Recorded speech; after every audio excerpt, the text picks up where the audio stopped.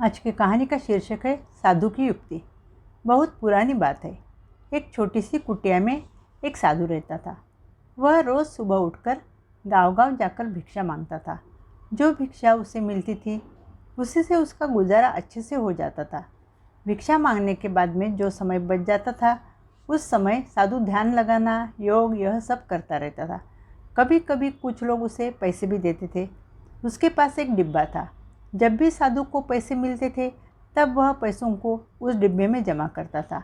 उसे उन पैसों से कभी भी कुछ खरीदने की ज़रूरत नहीं पड़ी। ऐसा कई साल तक चलता रहा।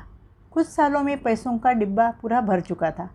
साधु के मन में विचार आया कि मैं इन पैसों का इस्तेमाल कहाँ करूँ। फिर उसने सोचा कि मैं काशी जाकर दर्शन करके आता हूँ, बाकी पैसे मंदिर में दान कर दूँगा।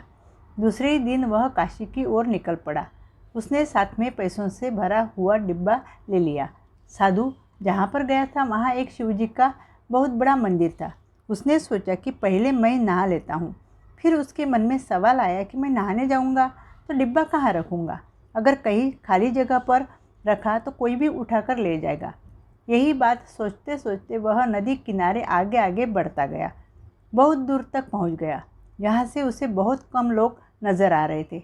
वहाँ पर वह कुछ देर एकांत में बैठ गया। फिर उसे एक युक्ति सूझी।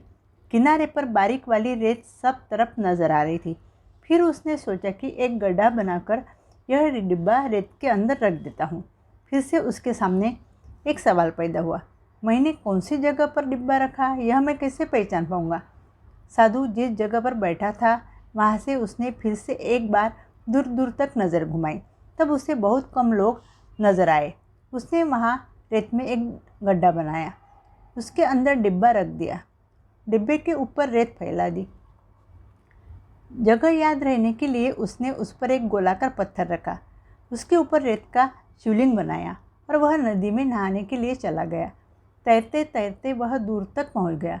धीरे धीरे भीड़ बढ़ती जा रही थी। साधु जब किनारे पर वापस आया तब वह अचंभित हो गया। उसने देखा कि जहाँ पर उसने सिर्फ एक शिवलिंग बनाया था अब वहाँ पर कई सारे शिवलिंग बन चुके थे। अब उसके सामने सवाल पैदा हुआ कि इसमें से मैंने बनाया हुआ शिवलिंग कौन सा है, मैं कैसे पहचान पाऊँ। फिर उसने सोचा कि यह बात तो मेरे लिए बहुत मुश्किल है। उसने यह भी देखा कि कुछ लोग तो अभी भी शिवलिंग बना रहे थे। वह समझ चुका था कि लोगों ने उसे शिवलिंग बनाते हुए देखा था और उसे एक प्रथा समझकर बाकी लोगों ने भी शिवलिंग बना डाले। अब साधु के सामने यह समस्या खड़ी हुई कि अपना शिवलिंग कैसे पहचाने। फिर उसने एक युक्ति लड़ाई। वह जाकर एक लोटे में दूध लेकर आया और एक शिवलिंग के ऊपर डालने लगा। दूध के साथ शिवलिंग की रेत बहने लगी। साधु को ऐसा करते हुए देखकर कुछ लोगों ने साधु से पूछा कि क्या शिवलिंग के ऊपर दूध डालना पड़ता है। साधु ने लोगों से कह दिया कि हाँ, यह ज़रूरी है। साधु मन ही मन हंसने लगा और सोचने लगा कि आजकल लोग चीज़ों का महत्व बिना समझे ही कार्य करने में लग जाते हैं। श्रद्धा और अंधविश्वास में फ़र्क भी नहीं जानते। साधु के कहने पर लोग ऐसे ही करने लगे। कुछ देर बाद साधु का ध्यान उसने रखे हुए पत्थर पर गया। साधु तुरंत वहां पहुंचा और उसने धीरे से पत्थर हटाकर डिब्बा बाहर निकाला। अब डिब्बा लेकर मंदिर पहुंचा और भगवान के चरणों में रख दिया। बड़े ही शांतिपूर्वक भगवान का दर्शन किया और अपने गांव लौट गया। इस प्रकार इस कहानी में साधु ने अपने युक्ति से और लोगों के अंधविश्वास को देखते अपना खोया हुआ डिब्बा वापस पाया। अगर आपको आज की कहानी पसंद आई है तो प्लीज़ लाइक कीजिए, शेयर कीजिए और चैनल को सब्सक्राइब कीजिए। Thank you.